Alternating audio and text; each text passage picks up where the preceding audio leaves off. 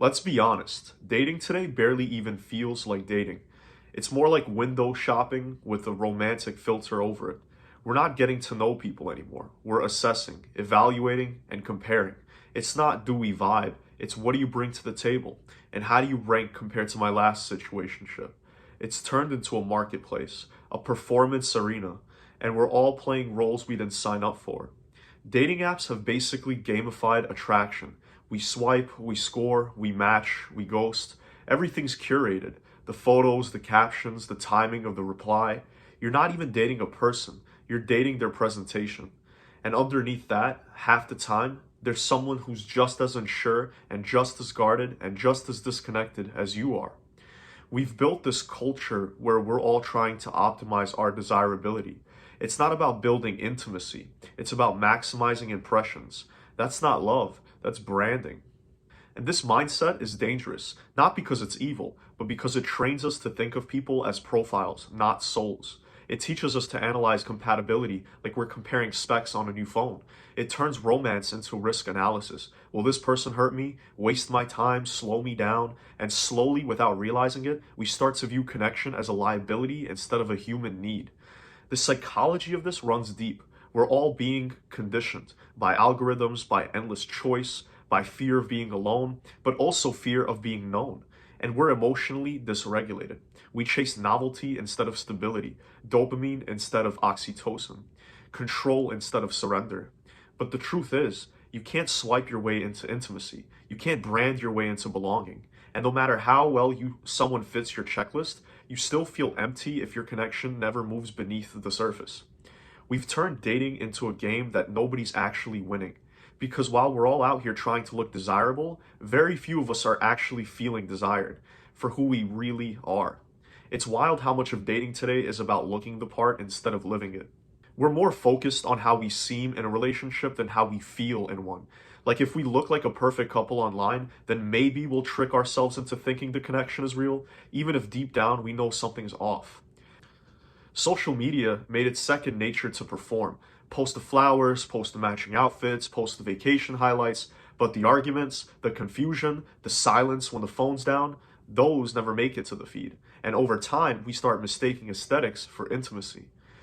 We start measuring our worth through engagement metrics, through the likes, shares, DMs, not through the actual quality of the connection we're building in private. It's like dating's become a performance art, a curated highlight reel meant to project status, desirability, aesthetic compatibility, and we begin to chase validation more than we chase closeness, more than we chase peace. This is where it starts to get dangerous, because it trains us to care more about how things look rather than how they feel. We'll stay in a situationship that drains us emotionally because it still makes us feel admired or desired or useful, even if we're never truly seen. This kind of dynamic triggers something deep in the psyche. It feeds insecurity. It creates emotional scarcity. It makes us feel like connection has to be earned through performance instead of being offered through presence. And slowly, we become actors in our own love lives, smiling in photos, avoiding hard conversations, trying to be the ideal partner instead of the real one, all while intimacy dies a quiet death under the pressure to impress. The truth is, you can't build trust if you're consistently playing a role. You can't experience love if you're afraid to be ordinary. And you'll never feel safe if your value is tied to how you're being perceived instead of how you're being understood. We're living in a culture that confuses chemistry with clout, compatibility with clout chasing. And until we stop performing and start showing up raw, awkward, and unfiltered, we're just going to keep repeating the same cycles with different faces, wondering why it feels hollow. Somewhere along the way, we stopped asking, how does this person make me feel? And we started asking, what can this person do for me? And I get it. We live in a world that's constantly calculating value, whether it's in careers, friendships, or dating. Everything starts to feel like a trade, like we're negotiating terms instead of building trust. You've got people on first dates talking about love languages like job interviews. I'm going to need acts of service, emotional availability, physical touch, and at least 6 figures. And underneath all that is the quiet fear that if we don't make demands up front, we'll end up losing ourselves in someone who gives nothing back. But when every connection starts off as a transaction, nobody really opens up because you're not showing who you are. You're showing what you can offer. And that kills vulnerability because instead of being human, you become a product. And the truth is, people are terrified of giving more than they get. So they ration their affection. They withhold honesty. They keep a score in their head. And all of it turns into the silent competition where nobody wants to be the one who cares more because the one who cares more loses. We've started confusing connection with control, thinking the only way to feel safe is by maintaining leverage. But that's not intimacy. That's power dynamics in disguise. And it makes relationships feel more like a strategy than a sanctuary.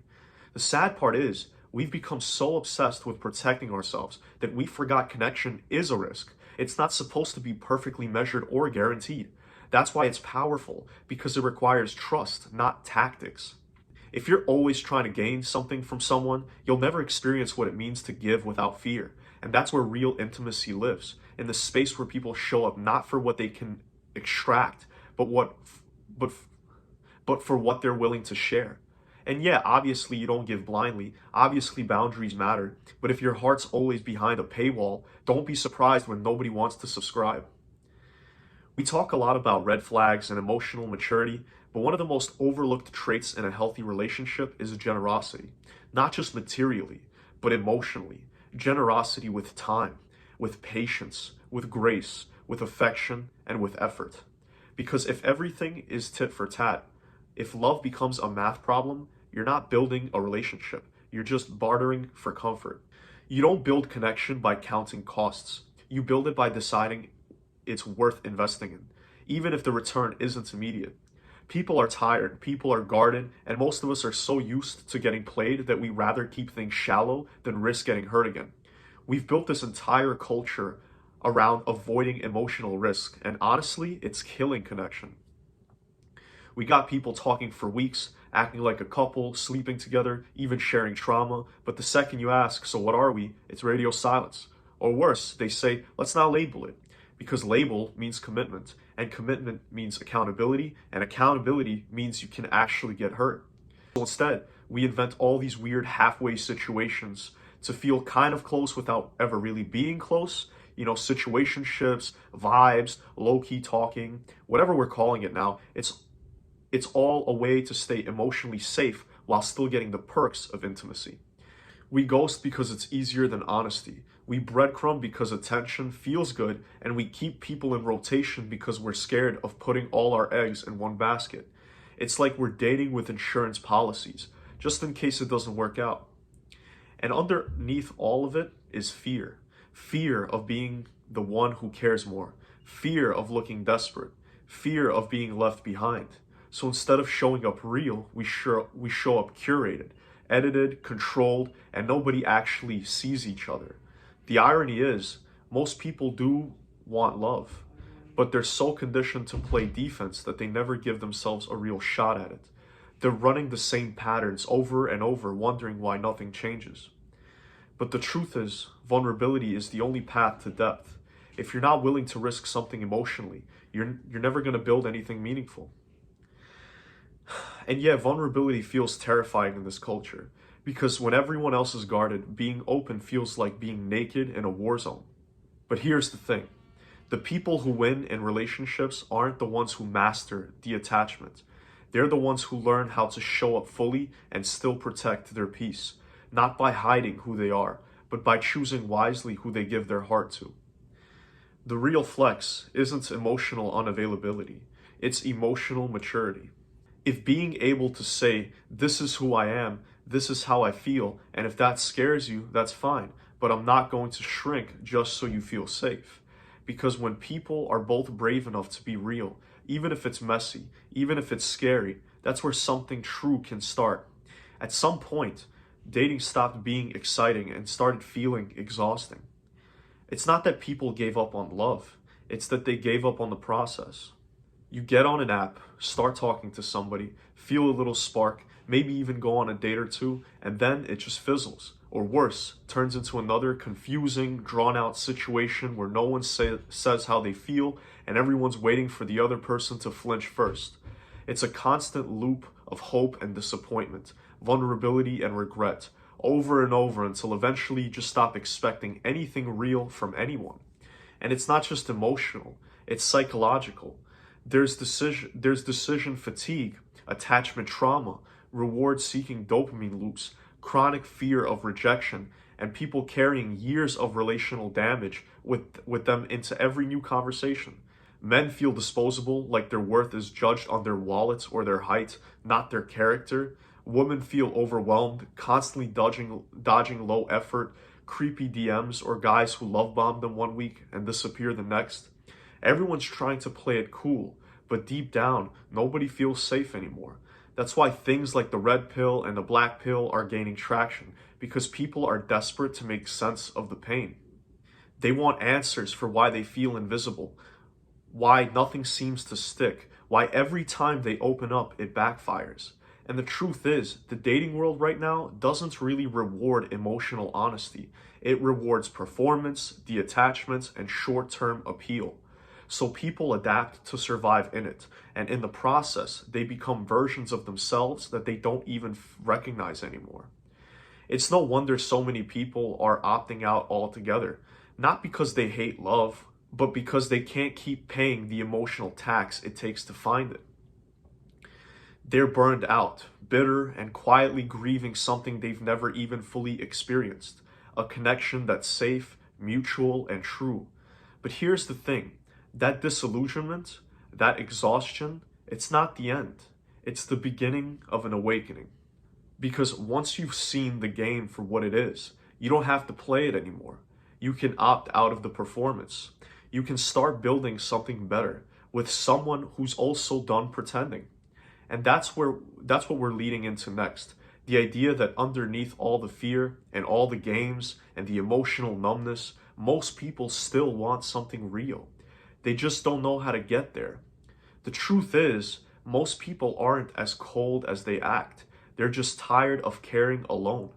Because caring first gets you ghosted. Being vulnerable gets you labeled too much. And trying too hard makes you look desperate. So everyone walks around guarded, detached, and unbothered, while quietly starving for something real. But here's the twist. Nobody gets what they want by pretending they don't want it. So if there's a way out of this mess, it's not through better pickup lines or more polished dating profiles. It's through unlearning the mindset that turned dating into a strategy in the first place. We have to stop trying to win people and start trying to understand them. Stop approaching conversations like negotiations and start approaching them like mirrors, where we learn something about ourselves just by being present. The real flex isn't being detached or mysterious. It's being emotionally literate, honest with what you feel, and clear about what you're looking for without shame. Instead of asking, how do I attract more people? Ask, how do I show up as someone worth building with? Because eventually, the game gets old. The pretending gets exhausting. And what's left is two people either showing up real or showing up performative. And only one of those paths ever leads to something that lasts. So what's the actual solution to all of this? It's actually simple. Not easy, but simple. You start by doing the work on you first. Learn how to communicate better. Figure out your patterns. Build a life you actually like, not one that looks good online. And most of all, don't look for someone to complete you. Look for someone that's willing to grow with you. Someone who's tired of pretending too and is finally ready for something real. That's how we start healing dating culture, not by changing everyone else, but by changing the way we move through it. Less performance, less transaction, more presence, more intention, and maybe, just maybe, more love.